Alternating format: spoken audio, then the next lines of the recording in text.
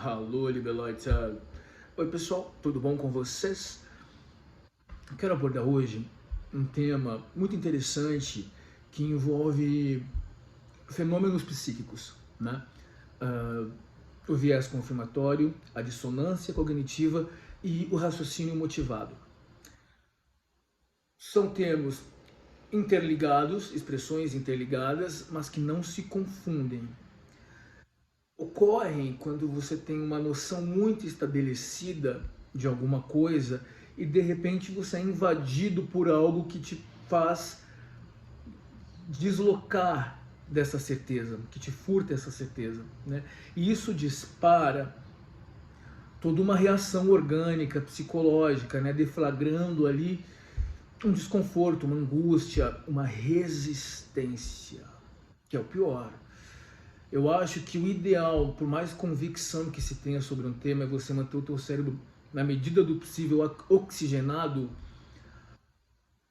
para estar disposto a mudar de ideia, né? Por isso que é muito complicado que uma pessoa que vive numa bolha, isso em todos os aspectos da vida, ou nesses grupos religiosos, estarem dispostas a dialogar, porque não dialogam com quem acredita em algo diferente e eles se cercam de suas verdades como muros, certo, em volta, que bloqueiam a passagem de qualquer tipo de informação que contraste com essa verdade estabelecida. Isso ocorre graças à engenhosidade das seitas, das pessoas que estão por trás disso. Eles isolam o indivíduo, que na verdade é uma vítima, né? Fazendo-o acreditar que agora ele faz parte de um grupo seleto, ele é detentor de uma verdade que os outros não têm, e portanto agora ele é especial e ele precisa se manter blindado à interferência externa, porque isso pode contaminar, né, toda essa noção, né, essa verdade, ele pode ser influenciado. Então estabelece-se ali um maniqueísmo, um nós contra eles, uma guerra, não é? E é interessante, isso é muito comum, à medida que essas novas teorias vão se espalhando, as pseudociências, o terraplanismo, que é o cúmulo do absurdo. Há pessoas que vêm no meu canal falar de terra plana, né? Porque o texto está bem redigido. Eu já fui pesquisar sobre terra plana, né? E aí as pessoas se deixam levar porque é um texto bem redigido, traz supostas evidências científicas. Nós temos que tomar cuidado com a ciência comprada, com a falsa ciência. Tá cheio disso. Há pessoas que são pagas para defender um dado ponto de vista, porque assim você tem no que se basear. Há pessoas mal intencionadas. Nós tivemos, por exemplo, eu acho que isso é muito verificado nesses últimos anos no Brasil, né? O que é esse viés confirmatório, o que é essa segmentação de grupo. É um grupo de pessoas que tem crenças em comum e elas são manipuladas por essas vozes que vêm de fora, por esses, pelos líderes desses grupos, né? E a coisa se espalha, né? E você entra realmente num delírio coletivo, né? E eu não me refiro a esse delírio coletivo, desses modismos, né, de filmes que aparecem e aparentemente tem a ver com lembranças afetivas, mas na verdade tem a ver muito mais com baita marketing que é feito, né? E as pessoas são levadas, né? Eu, da minha parte, procuro ir na direção oposta. Se está todo mundo indo para um lado, eu procuro ir para o outro. É algo meu, sabe? Algo meu. Não sei, talvez uma rebeldia natural, né? Até porque me incomoda muito a multidão, né? A tal da agorafobia, né? Não gosto de multidão, não gosto. Eu preciso ouvir o que eu estou pensando, eu preciso estar comigo, entende? Aliás, eu gosto de ficar na minha mesmo. Então, veja o que aconteceu no Brasil. Um exemplo aqui muito interessante, né, desse viés confirmatório, desse raciocínio motivado, dessa dissonância cognitiva foi o 8 de janeiro, que agora é um capítulo histórico no Brasil, golpes contra o Estado, e aqui falando de uma forma isenta, tá? Mas é muito interessante quando os militares se aproximam ali da Praça dos Poderes, ali nas esplanadas, no Palácio Central, enfim, em Brasília, aquelas pessoas que acreditavam, senhores de idade, que eles estavam dando um golpe de Estado. É claro que eles não tinham força para isso, mas, enfim, isso planta uma semente, isso contamina a sociedade, isso conflagra, a intenção era essa. Quando os militares chegam para dar fim ao motim, aquelas pessoas fazem continência e acreditam piamente que eles tinham dado um golpe de Estado. A Revolução Tupiniquim. Igualdade, liberdade, fraternidade aos moldes ali da Revolução Francesa. O que se esqueceram é que para uma revolução acontecer você precisa de quórum, você precisa de apoio, você precisa das pessoas nas ruas, como foram, por exemplo, as manifestações de 2013, eu estava em todas elas, né? Era muito mais político do que eu sou agora, porque na verdade a política só é interessante quando você faz parte dela, que é a minha intenção, de fato, em algum momento.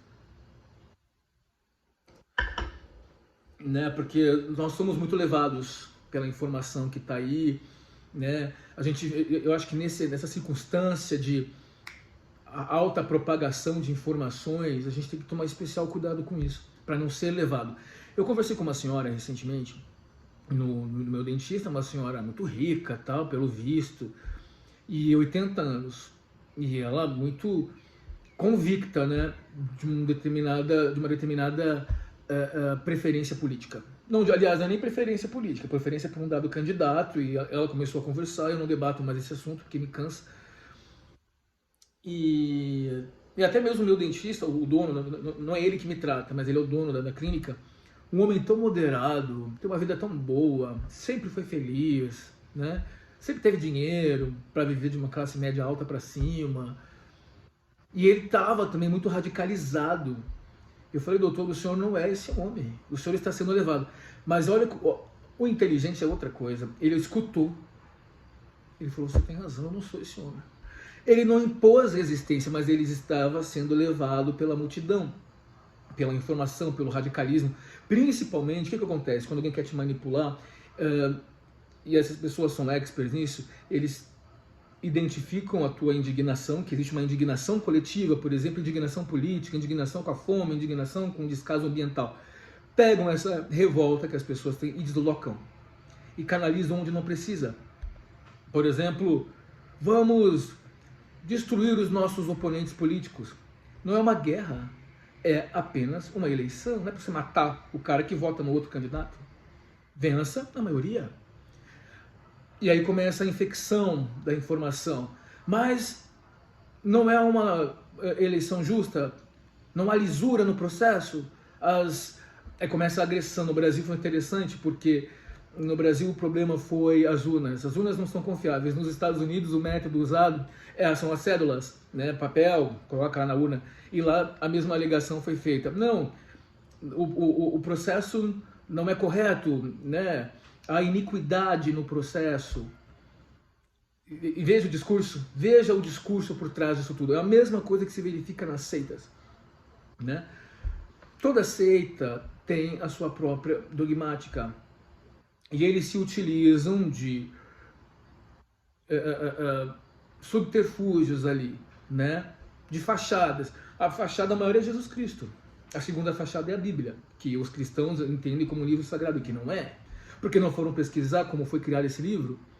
Eu, que não sou cristão, e afortunadamente, acho uma banalidade, ultrapassado, acho que, como a gente vem falando sempre, né, o quanto isso é prejudicial, né, quanto as pessoas se tornam preconceituosas, e quanto isso as coloca dentro de um senso comum, não é? Por isso que filosofia é tão importante, por isso que psicologia é tão importante, por isso que conhecimento de lei é muito importante. Todo conhecimento agrega. Né? Porque senão eu poderia vir até aqui dizer palavras motivacionais. Não é o nosso trabalho, não somos coaches, que é um outro trabalho fajuto, porque parte do pressuposto de que basta você botar a tua cabecinha, que tudo se transforma, basta você acreditar, correr atrás, trabalhar das 6 da manhã até meia-noite, que você vai ser bem sucedido. Não é isso que eles dizem? Eu não quero me tornar aqui um almanaque de autoajuda. Faça isso e vai dar tudo certo. Ame-se. Você pode ser um milionário. Isso é inaceitável e irresponsável. As pessoas não partem do mesmo lugar. Se a gente vai falar de meritocracia, as pessoas não param. O ponto de largada de cada um é diferenciado, as oportunidades são diferenciadas. O cara tá lá no topo do mundo porque ele teve informação privilegiada. Ele teve alguém atrás dele que pavimentou tudo, via de regra, tá? Óbvio que temos casos aí de pessoas milionárias, e eu conheci algumas, né? Duas histórias muito dramáticas, até é engraçado como às vezes tem uma indignação por trás, né? Mas enfim, essas pessoas de qualquer maneira estavam vivendo em grandes centros econômicos, né? Uma foi uma mulher que morreu, inclusive de câncer cerebral, muito pobre, lá no Pernambuco, que tomava chá de cacto, comia calango. Só que essas pessoas são muito fortes, né? O forte é aquele que já passou por muita coisa. A gente sabe que o nordestino é, antes de tudo, um forte, né? Como diz Euclides da Cunha. E ela, muito ambiciosa, se dedicou a vida para enriquecer. E aconteceu, não conseguiu. Entrou num negócio de carnes e conheceu uma pessoa que ajudou. E ela saía mundo afora para vender. Ela não falava mandarim, ela aprendia a falar mandarim para vender carne para a China. Não falava inglês, foi aprender inglês sozinha para vender carne para os americanos. Vendeu um negócio, ficou muito rica.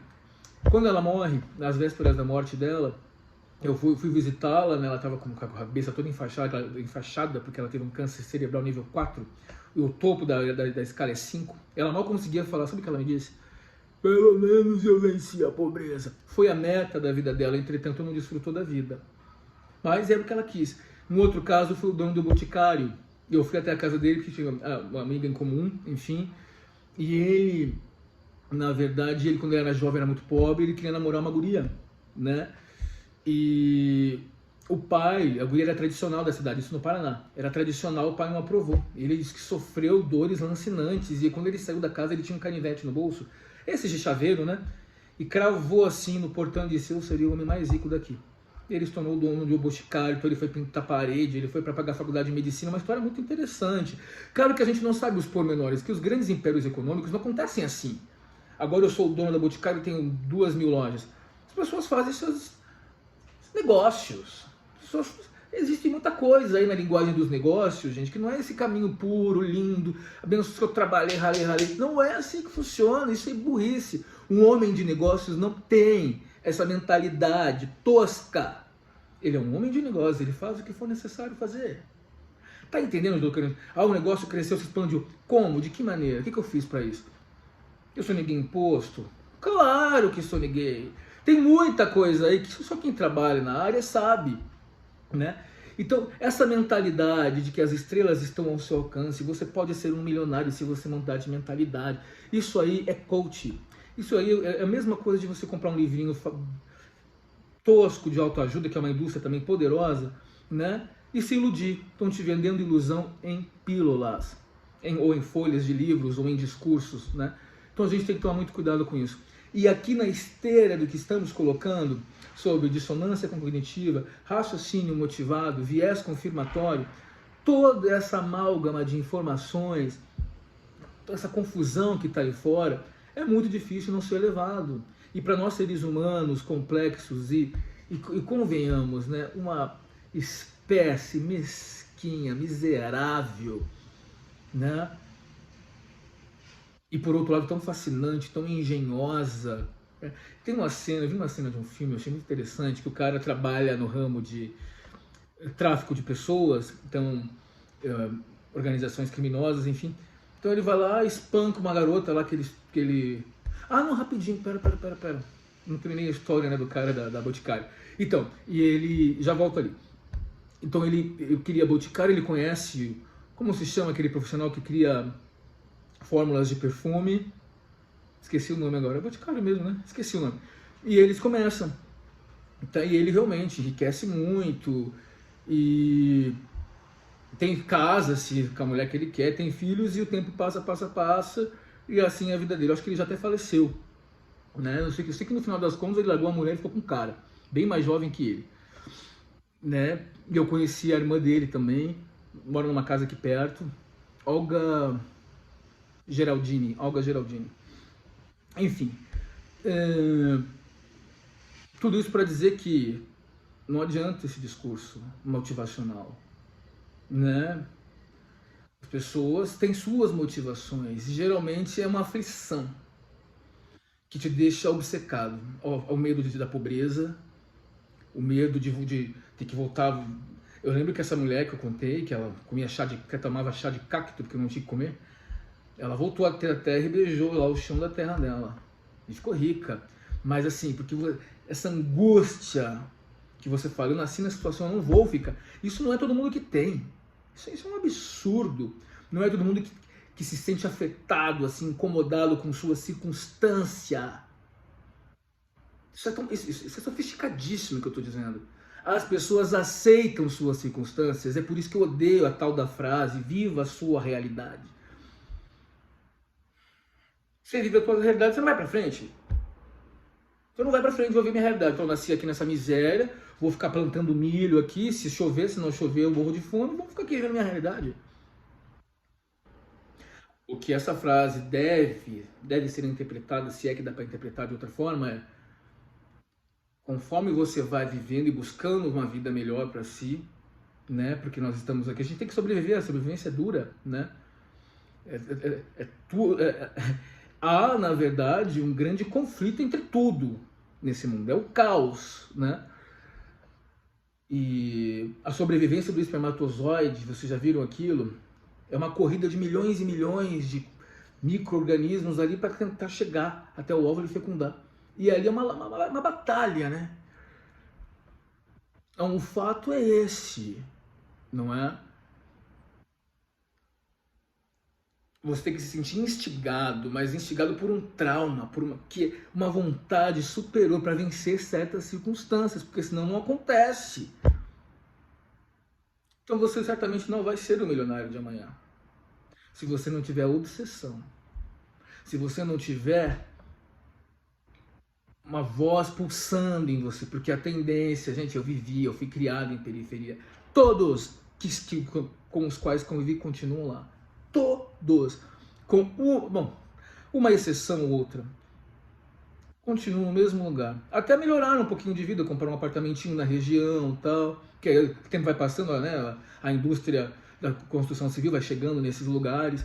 Mas ali no mesmo lugar, nas suas realidades. Observe, observe, ok? Então vamos lá. Vocês entenderam onde eu quis chegar, né? Você tem que ter ali, cara, uma pulsão. A pulsão. E que aí? Tem que ter lastro. Você tem que ter lastro, senão você não vai. Ou instinto, né? Tem muita gente que não estuda propriamente, mas tem instinto, e vai aprendendo e vai desenvolvendo. Essa história do Magazine Luiza, que aquela mulher é bilionária, o meu vizinho, amigo íntimo dela. Ele se hospeda no apartamento dela do Rio. Tá? Não é essa, coitadinha, começou assim. As coisas não são desse jeito, não é assim que surgem os grandes conglomerados. Não é desta forma. Porque fulana começou batendo bolo, agora é dona do... Não é assim. Tá? É que a história é contada sempre pelo aquele ladinho bonitinho, mas existem conchavos, existem acordos, né? Existe muita coisa no mundo dos negócios, não é? Que as pessoas às vezes não estão dispostas a conhecer, né? As pessoas se habituam a uma vida de subserviência. E quem sou eu para falar de você, né?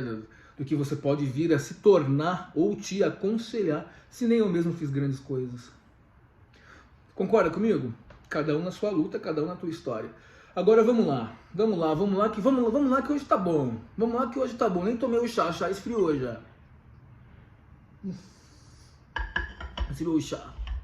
Que situação. Mas ficou bom, o chá gelado.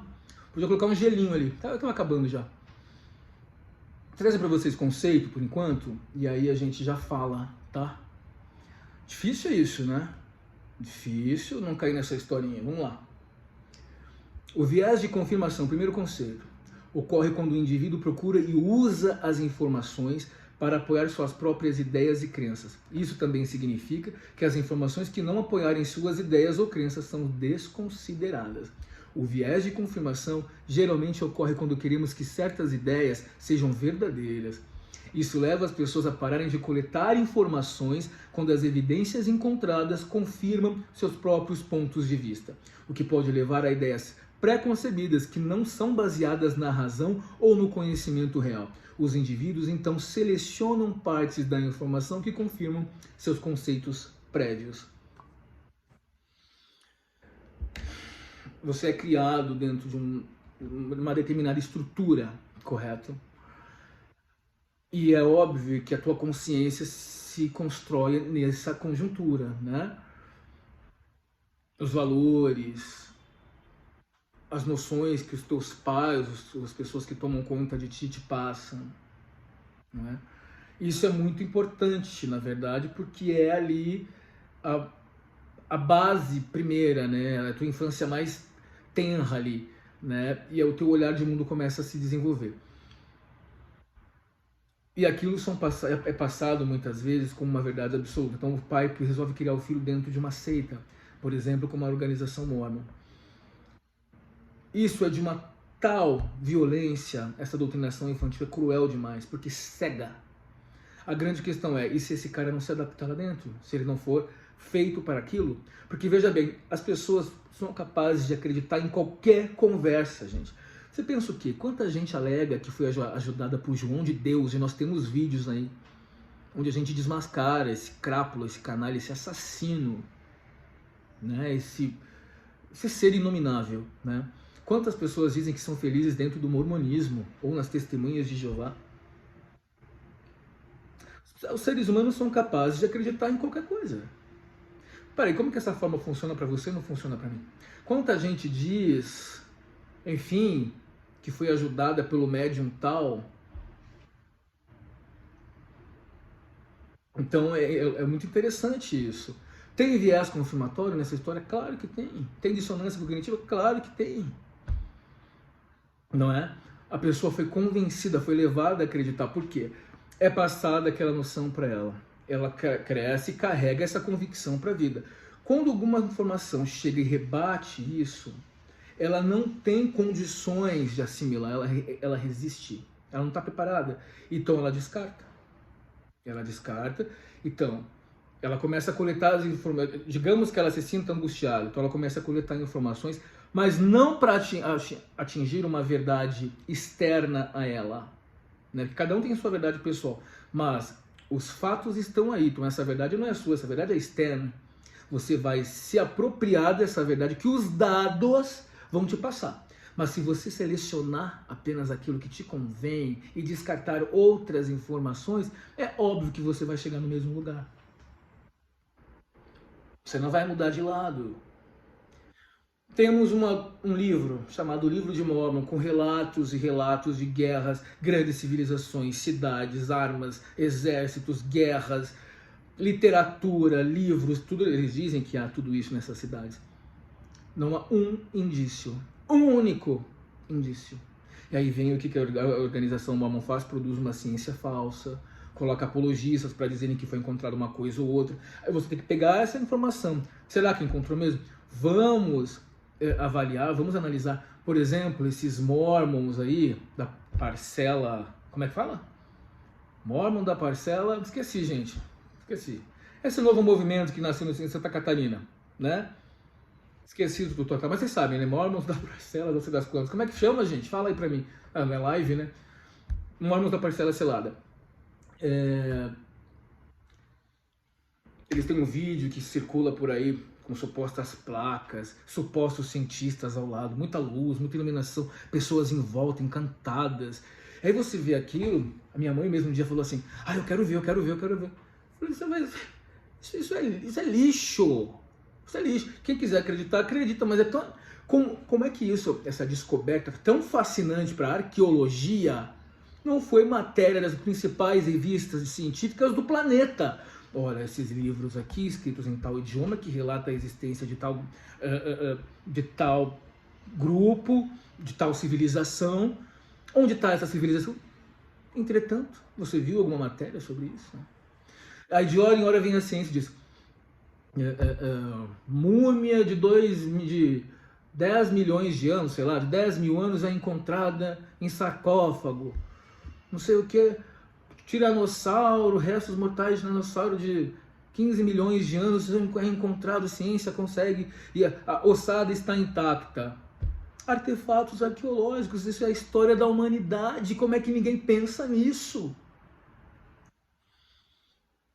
Foi criado dessa forma, assim como eu. A minha esperança, porque eu sempre duvidei muito, né, desde que me tornei alfabetizado, era, bom, no colégio, eu pensava, no colégio vai haver uma informação que eu vou conseguir trazer para cá, então, sei lá, uma tribo indígena com características similares a nefitas e lamanitas, que são os povos descritos no livro de Mórmon, né, são tribos ali que estão em constante conflitos. Os lamanitas são os da cor manchada, né, que é a maldição da cor escura, né, segundo os Mormons ensinam, correto? Enfim. E nada, e nada. Então eu sou forçado pelas evidências a mudar de lado.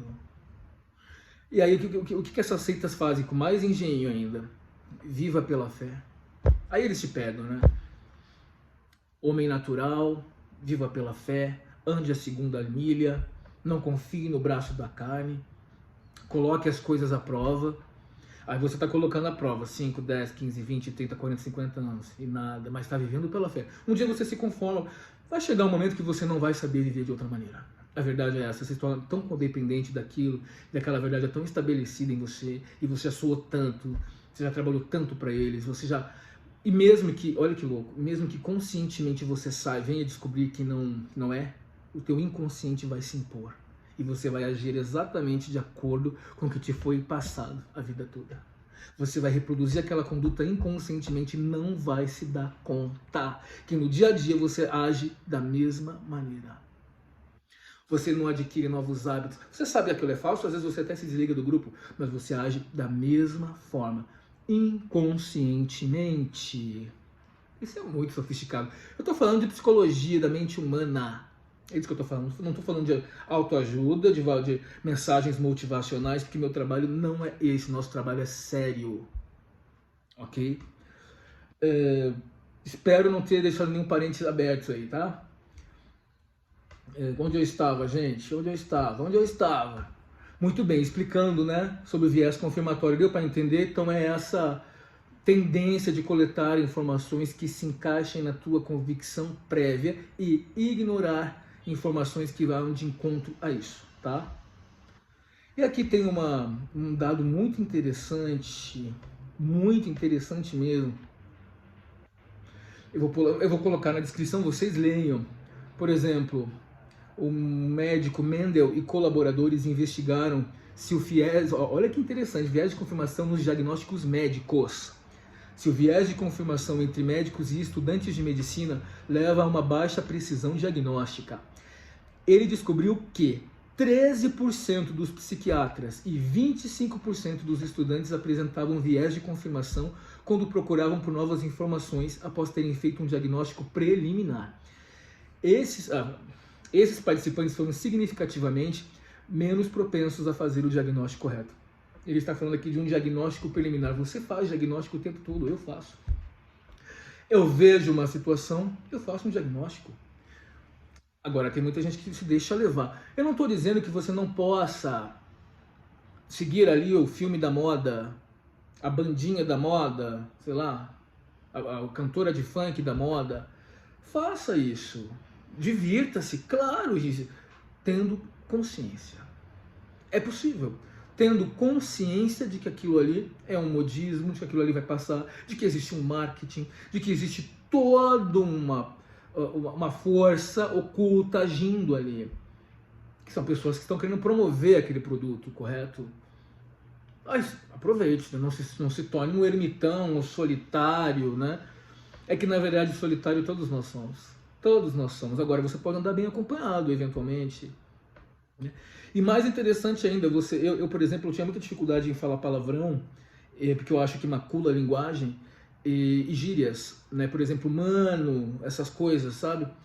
Bom, concordância verbal e nominal, nem me fale, isso até hoje eu não faço porque eu tenho pavor. Às vezes erro aqui, porque tem um discurso para sustentar, né? E às vezes é difícil, mas não que nós não saibamos, eventualmente não sei e procuro e aprendo, né?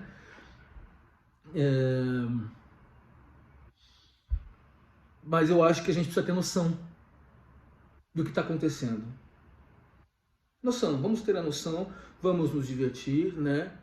Vamos encarar essa a realidade humana, que é você em cima de um barquinho lá de madeira, remando em meio em meio ao mar em fúria, né? Essa é a verdade. Interessante, né? Um diagnóstico preliminar, você diagnosticou aquela situação ou você foi levado por ela? Alguém veio, bateu na tua porta e disse, você está numa fase difícil da vida, né? Mas, gente, nós não estamos imunes a isso. Eu vou dizer uma coisa que quase me aconteceu esses dias, e eu sinto até vergonha de dizer. Mas esses golpes estão na internet, né? E o que eles estão fazendo? Chama swap, né? Swap. O cara rouba a conta de alguém importante, alguém confiável, que desfruta ali de alguma credibilidade junto a um grupo grande de pessoas. Por exemplo, de um psicólogo que eu sigo nas redes sociais, um guri muito do bem, do interior e tal. Você vê que é uma pessoa do bem. E ele fala coisas inteligentes que eu até contesto, porque eu acho que tem muita fuga ali também, mas é legal, né? O importante é você lidar com a situação, não é que você não seja afetado por ela, né? E olha, eu tô vendo que eu não vou conseguir passar o texto todo, tô prolixo demais, como sempre fui, né? Mas eu acho que eu tô passando de uma maneira ou de outra, né? E a conta dele foi hackeada e ele começou a oferecer investimentos online, né? Só que realmente, gente, eu sou advogado, eu sou contador, eu estou em vias de iniciar uma terceira graduação em economia, né? E aí eu invista, como é que é, 3 mil, leve 15 mil. Gente, só que a pessoa, os caras deram tão bem feito que aparentemente era o cara que estava ali postando ele nas viagens dele, nas coisas dele. Gente, eu garanto que é confiável, vocês podem confiar em mim. E era alguém por trás. E aí eu olhei para aquilo, mas esse guri é tão confiável, né? E eu tava num dia meio agitado. Eles falaram assim, vagas limitadas, porque não é para todo mundo. Eu olhei, vou investir. Aí eu falei com o cara. O que eu achei estranho é que passaram um Pix, né, que era pra você transferir via Pix, de uma mulher. Falei, que esquisito, né? Aí eu fui pesquisar na internet. Era um golpe conhecido, né? Você vê, hein? Às vezes você age no calor da emoção. E o cara ainda te instiga, ó, poucas vagas. Então você pensa, tem que agir logo. Aí eu vi o golpe lá, todo montado na internet, e eu cheguei a falar pro cara que eu investi. O cara começou a entrar em contato comigo. Eu falei, não, quase fui levado. Me sinto envergonhado por quase ter caído nisso. Seria a primeira vez, né? E olha, sempre tão desconfiado, sempre tão cético, né? Mas as circunstâncias, às vezes, em que você se encontra te levam. Às vezes você está numa situação muito complicada na vida. Sei lá, uma perda familiar, uma doença, falta de grana, né? Pra você. Quem é que não quer triplicar o investimento? E eu me lembrei de um esqueminha que eu fazia com um amigo meu da Argentina, de trazer pesos para cá, vender aqui no mercado negro, tal, trocar lá por dólar. E funcionava, era uma transação que você fazia, que era... Isso dava malha fina, que já faz muitos anos, já prescreveu. Eu era estudante de direito na época.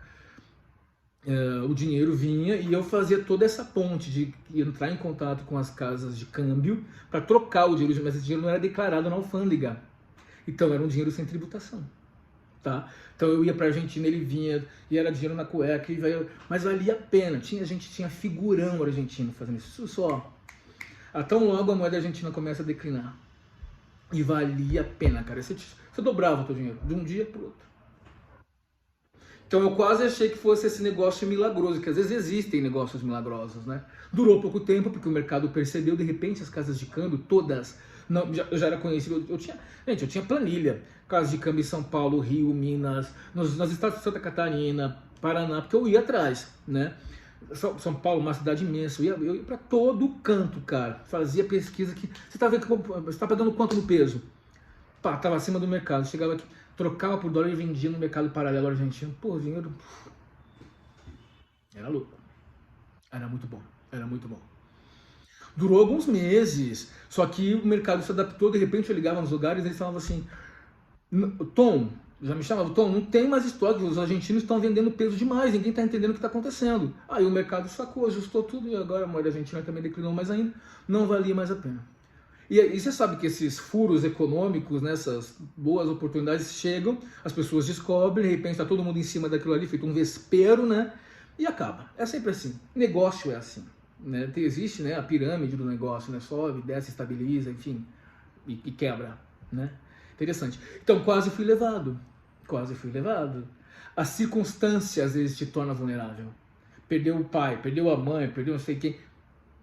Quero um amigo. Quero companhia. Eu vou para a igreja. Que lá... eles vendem amizade na igreja, mano. Entra no site deles, está escrito assim: você se sente sozinho? Olha, propaganda pura. Aqui você terá um amigo. Você se sente mal? Você está sem autoestima? Papo de coach, né? Dessa gente que faz esse trabalho que eu não entendo. Né? Criminoso, né? Criminoso e mal intencionado, né? Convencer as pessoas de que elas podem fazer tudo, de que tudo é lindo, de que é maravilhoso, de que elas vão ser milionárias, enfim. Né? Enfim, você acredita, né? Tem uma centelha de vida em você que às vezes está lá no chão e você acredita naquilo. Eu vi uma história, não adianta, gente, mas eu acho que é legal a gente conversar assim, de um travesti. Ele conta a conversão dele numa dessa denominação evangélica. Aí chega uma guria linda, toda bonita, peituda, tal, na madrugada. Se aproxima desse travesti e diz assim, travesti novinho ainda, né? O seu pecado não é maior do que o meu. Eu sabia que eu ia te encontrar aqui. Eu fui enviada por Deus. Esse travesti olha para aquela mulher muito bonita, né? E bonita mesmo. Bem vestida à noite. Porque, veja bem, ela é louca, né? Porque acredita que é uma emissária de Deus. Ela teria falado para qualquer pessoa que estivesse ali. Correto? Ela saiu com esse propósito. Quer dizer que ela orou para Deus. Porque eu vi a entrevista deles e tal. Num canal que eu nem sei como cheguei lá.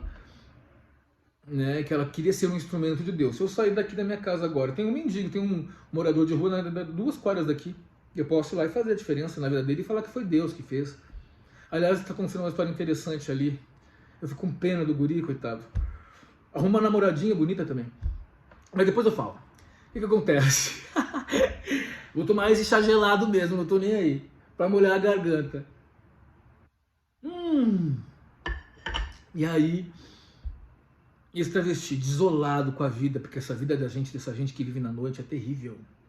Aqui no prédio eles frequentavam antigamente, porque é uma região que chama muita atenção de garota de programa, de travesti e de garoto de programa. Viviam aqui. Da mesma maneira que saía um, entravam outros, né?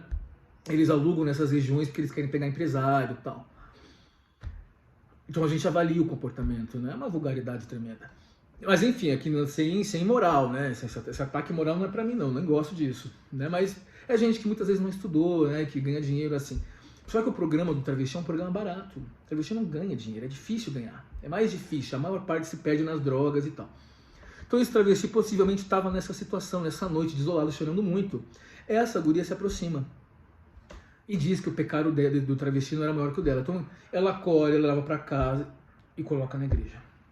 Quando esse travesti chega na igreja, ele chega vestido de mulher, né? E as pessoas recebem muito bem aquela explosão de amor. E a gente que já viveu em seita sabe como é que é. É um pesquisador, é alguém que está chegando agora. Você é mais do que convidativo, você é simpático, eu era. Você trata bem, você abraça a pessoa, você acolhe, você recebe. Nos Mormons, né, que existe muita mudança de sala, né, as pessoas são divididas em grupos e tal. Existe a reunião principal com todos juntos, mas as pessoas são divididas em faixa etárias, grupos, enfim. Então, essas pessoas são assistidas. Foi feita toda uma violação da personalidade desse travesti. Né? Ele disse que ninguém mandou ele se vestir como homem, mas ele foi nos próximos encontros, nos encontros subsequentes. Depois ele começou a procurar por uma mulher, como ele poderia. Existem casos, já vi casos, tá? E realmente começa a gostar, começa a viver. Né? De repente você acredita que é uma coisa que não é, ou foi só uma fase na sua vida, acontece. Mas esse caso claramente não é. Até hoje está lá dentro. Aliás, nem sei como é que tá. O que eu vi foi isso, que a guria casou, muito bonita. O travesti fala assim, que ele não entendeu por que uma guria com aquela aparência e aparentemente uma patricinha se aproximou dele. Na madrugada, bem vestida, bonita, sóbria, te oferecendo ajuda para um ser humano que as pessoas passam por cima se puderem, porque são grupos marginalizados. Ele se encantou. Primeira pessoa que estendeu a mão, o que ele fez? Agarrou. Às vezes você está numa situação terrível na vida. Por isso que você tem que tomar cuidado para não se fragilizar tanto, porque as pessoas são cruéis. E mesmo aquelas que te ajudam nas situações difíceis, há uma probabilidade muito grande de ser gente louca e solitária também. Porque gente bem resolvida está vivendo sua vida. Não tem muito tempo para estar olhando para os problemas dos outros, nem para estar ajudando às vezes, né? Interessante, né, as circunstâncias. Bom, vamos lá, gente. Eu vou então falar rapidinho, olha aí. Vou falar rapidinho sobre dissonância cognitiva, eu tenho um vídeo sobre isso. Então falamos sobre viés confirmatório, tudo certo, seleciona a informação que melhor te convém, é isso. E aí você mantém a sua paz. Se você mantém a sua paz até hoje, significa que você não tem dúvidas. Você aí que duvida, que é incrédulo, que é cético, você perdeu a paz. A partir de agora, seja bem-vindo ao mundo real, onde as coisas não são exatamente como você quer acreditar que elas sejam e onde os fatos precisam falar mais alto, ok? Dissonância cognitiva surge quando nos deparamos com situações contraditórias. A partir daí, procuramos lutar contra ela e entrar em uma zona mais confortável. Afinal, ninguém quer viver em um estado de angústia e inquietação. Tá? Tenho a minha verdade, não quero que ninguém me furte dessa verdade, então eu vou rechaçar violentamente qualquer coisa que entre em conflito, que me cause conflito. O exemplo aqui. Alguém que aprecia bebidas alcoólicas, não é meu caso. Alguém que aprecia bebidas alcoólicas em altas quantidades, mesmo sabendo que esse hábito é nocivo à saúde. Não, isso eu também não faço não, eu tomo uma, só isso. Ou uma pessoa que decide comprar um produto caro, ainda que reconheça não ter condições financeiras para tal. Interessante. A dissonância aparece porque os atos e as consequências desses indivíduos não dialogam entre si. Os atos e as consequências desses indivíduos não dialogam entre si. Porque beber ou comprar em excesso, se isso é ruim, racionalmente não faz sentido. Daí surge a necessidade de tentar se convencer de que as desvantagens daquela atitude não são tão prejudiciais, estabelecendo esse diálogo que antes não existia. E é muito interessante porque no aparelho psíquico, né, ego, superego e id, há toda essa ponderação. Mas a pessoa não tem superego, ela não tem freio, né? É muito interessante, ela não pondera, é interessante. Vai pesquisar aí ego, superego e id, aparelho psíquico de Sigmund Freud, que tem muita gente que não conhece esses fenômenos, né? Interessantes isso aí. Raciocínio motivado, o último e a gente para, gente, vamos parar. Ou vocês não estão com pressa? Pera aí, vamos lá. Eu tô com pressa, porque eu já falei muito. E eu preciso fechar, tá? Então vamos lá. Mas eu vou com calma, então. Mas vocês assistem com calma. O raciocínio motivado também está relacionado à dissonância cognitiva e ao viés de confirmação. Essa teoria diz que a pessoa tende a deixar as emoções influenciarem o raciocínio. Raciocínio motivado, as emoções influenciam o raciocínio. De maneira que seja possível se convencer de que uma crença ou preferência pessoal, mesmo que desmentida por fatos e dados, é verdadeira. Isso é muito comum quando assistimos a um jogo e discordamos das marcações da arbitragem, por exemplo. É muito louco isso. Eu já fui árbitro de jogos de handball na Universidade de São Paulo, inclusive. Me chamavam para ir, porque eu era jogador e tal. E as pessoas ficavam indignadas e o árbitro apanha às vezes, né? Eu tô apitando, eu tô passível de erros, não sou uma máquina, né? Mas estou fazendo o melhor possível. As pessoas ali no calor da emoção, elas acreditam que você está fazendo algo para lesá-las intencionalmente. É muito, e as emoções agindo, né?